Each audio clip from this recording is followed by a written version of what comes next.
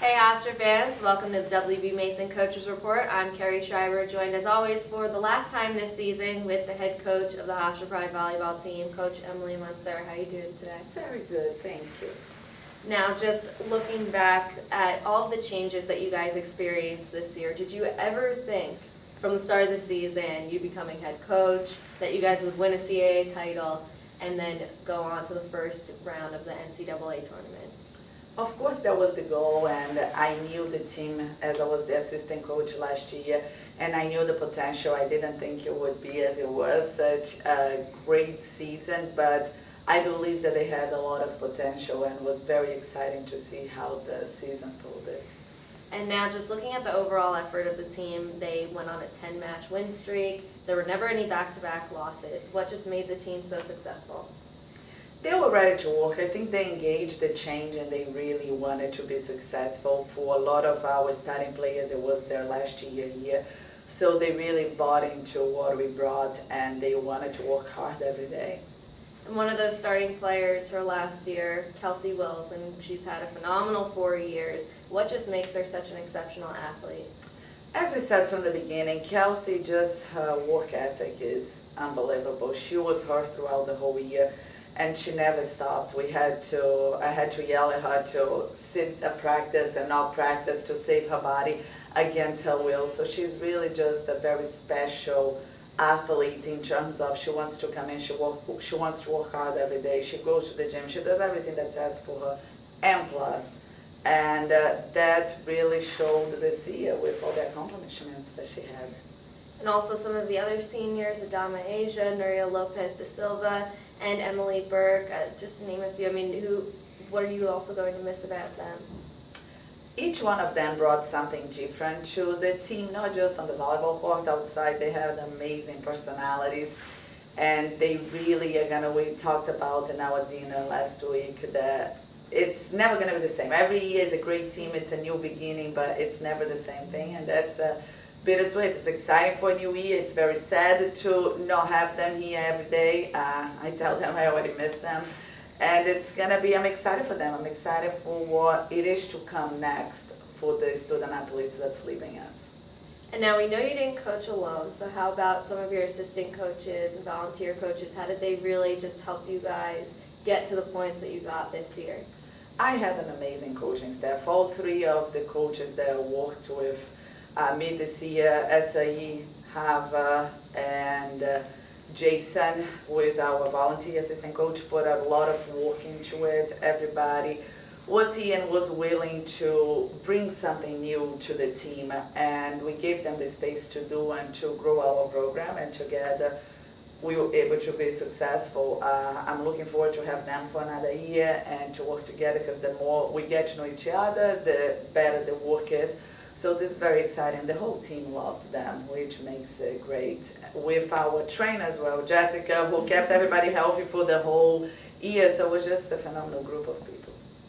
And then again, against Nebraska, you guys went against them, and they are a team that averages 8,000 people per match at some points, and I'm sure there were a lot of people there for the first round of the NCAA tournament. So what was that opportunity like, just to be in an arena like that? Oh, it was very exciting. I think that's a very special place to play, and I was very happy that we got picked to play in there, because very few places in the US or in the world has so many people that it's so into volleyball. So I think for our student athletes, it was just an amazing experience to some of them to leave their college career with, and to go there and to compete was very special for us. So what else did you guys learn from the Cornhuskers match that maybe you'll incorporate throughout the off season or try and use next season? And it's such a faster game when you get to play against the level of teams, and I think it's just coming back to the spring season, working to push ourselves to that level, because we saw we can play with them. So there is nothing now, those players, they see what's possible, so there is nothing to stop them, because they see they were so close to compete and to win a match against the top 10 team in the country. So they just come back and push themselves more to excel in a higher than we did this year. So you talk a little bit too about some of the seniors moving on and their futures, but just student athletes in general are held to a lot of high standards. So What have you seen from them that they haven't only just become exceptional players, but also exceptional individuals and student athletes? What do you foresee in the future for even all of them, the ones that are still in school? And being a student athlete, you really have to learn how to manage your time, how to work as a team, so with different people, and that's what's going to be when you get out there in the real world. And they become leaders. I always tell them that it's an amazing opportunity to be a student athlete because you get to see and to incorporate what you're going to find on the working place.